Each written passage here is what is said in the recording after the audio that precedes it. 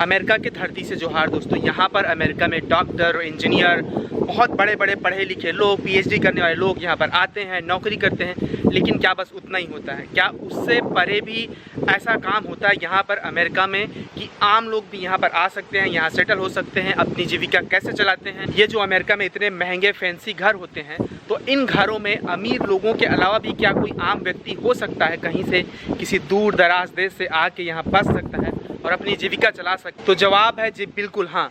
मेरी कोशिश रहती है यहाँ अमेरिका में कि इन्हीं आम लोगों से जुड़ सकूँ, उनकी कहानियों के साथ आपको शेयर कर सकूँ। तो मेरा एक दोस्त है संतोष, जो यहाँ पर घर में जो बिल्डिंग होते हैं ना बड़े बड़े, वहाँ पर कारपेट साफ करता है। वो आम मजदूर है एक तरीके से। तो यहाँ पर जो हाउस होल्ड मजदूर होते हैं उसकी कमाई कितनी होती है, कैसे वो अपना जीवन यहाँ सेट किया, उसके बारे में आज के वीडियो में जान पाएंगे। तो वीडियो को आखिरी तक देखते रहना दोस्तों। अगर आप बहुत समय से मेरे चैनल से जुड़े हुए हैं तो बहुत शुक्रिया, और अगर आप पहली बार मेरे चैनल में आए हैं तो मैं बता दूं कि मैं हूं इंडिया के एक छोटे से गांव से। यहाँ अमेरिका में बहुत सालों से रहता हूं, यहाँ काम करता हूं, पढ़ाई के साथ साथ थोड़ा बहुत इन वीडियोस के द्वारा गाइड करने की कोशिश भी करते रहता हूं कि आप अमेरिका कैसे आ सकते हैं, अमेरिका में जॉब की अपॉर्चुनिटी, एजुकेशन की अपॉर्चुनिटी, बहुत बेसिक लेवल पर। अगर इस तरीके से अमेरिका के बारे में बेसिक जानकारियों के बारे में जानने के आप इच्छुक हैं तो welcome to my channel.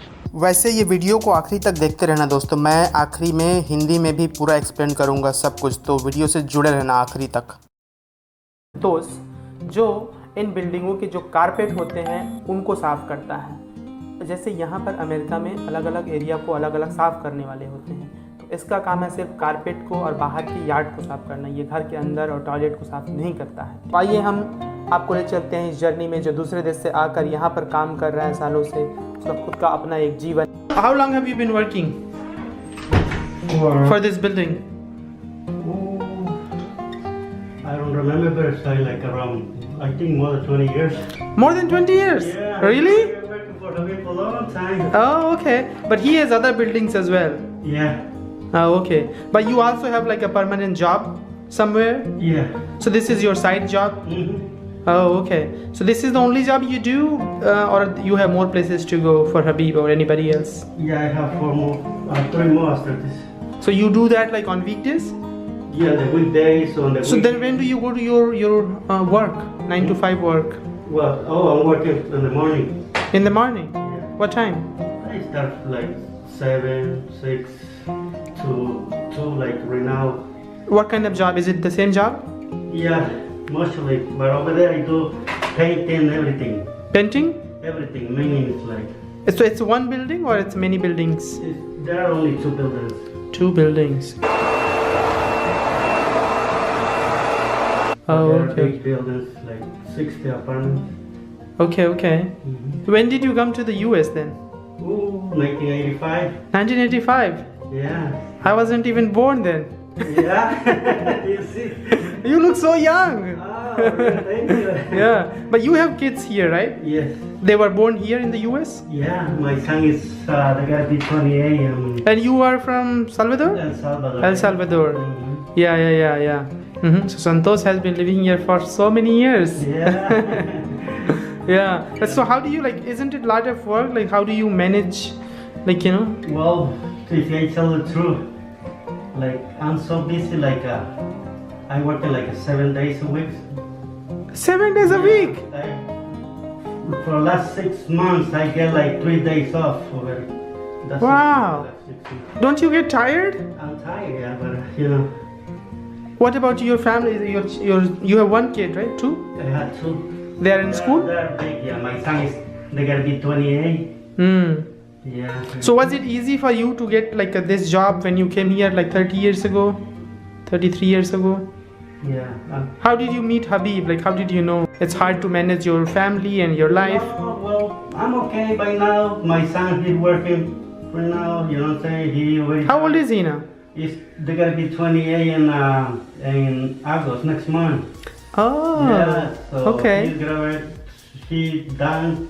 So he got his diploma. So Okay, he's that's all good. set. My daughter is all set too. Okay. Everyone is all When will you be retiring? Oh, that's a good question. Yeah. Do you miss El Salvador? Oh, yeah. It's more green, right?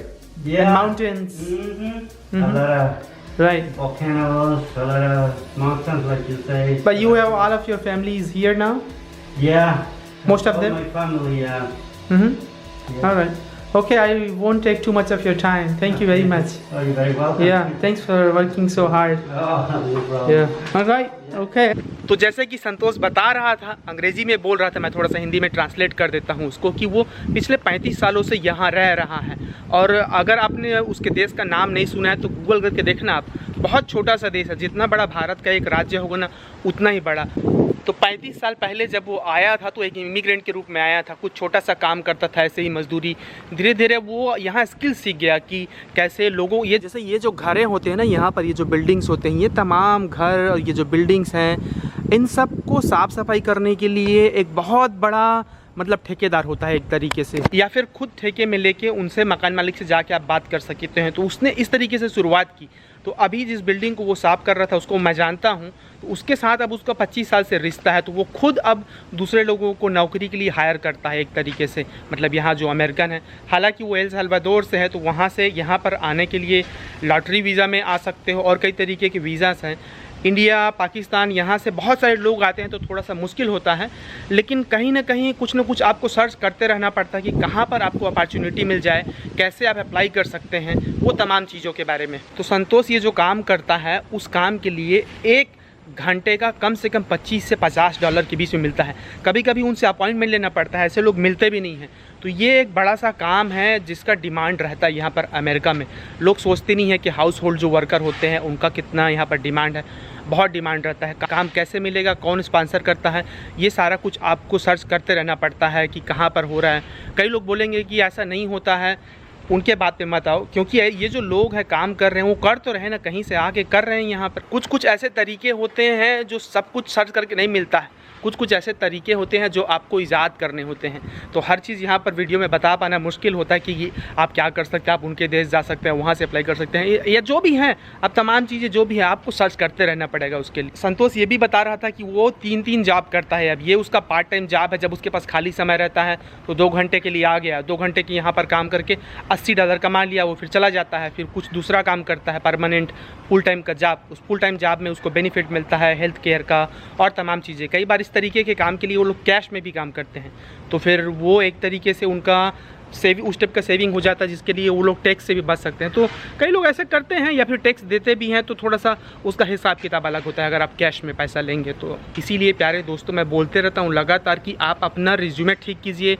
आप अच्छे जगह में जो sponsor करते हैं वहाँ पर, वहाँ की कंसल्टेंसी जो कंपनी होती है वहाँ जाके in person face to face बात कीजिए, या कहीं और किसी दूसरे देश में अगर आपको जाने को मिलता है वहाँ जाइए, अपना एक हिस्ट्री बनाइए, फिर वहाँ से कई बार यहाँ आना आसान होता है। तो कभी भी आपको कहीं बाहर जाने का मौका मिले तो उस मौके को मत छोड़िए। और अब दुनिया एक तरीके से बहुत छोटी हो गई है, जहाँ पर भी आपको जाने को मिल रहा है बिल्कुल चले जाइए, और लगातार नए चीज़ों के बारे में सर्च करते रहने की, नई चीज़ों को जानने और सीखने की कोशिश करती रहनी चाहिए। तो चलिए फिर वीडियो को यहीं तक रखते हैं दोस्तों, मिलेंगे अगले वीडियो में। अगर आपको कुछ सवाल रहता हो, आपको कुछ पूछना हो तो मुझे ईमेल कर सकते हैं। मेरा ईमेल और मेरा इंस्टाग्राम का आईडी यहाँ नीचे में दिखा रहा होगा, और जब आप मुझसे पूछते हैं सवाल तो उसमें अपना नंबर ज़रूर छोड़ देना, ताकि जब मुझे टाइम मिले तो मैं वो आपके चालू नंबर पे ही फ़ोन कर सकूँ। मिलेंगे अगले वीडियो में अमेरिका की किसी नई कहानी के साथ जुड़ते हुए। शुक्रिया, जोहार।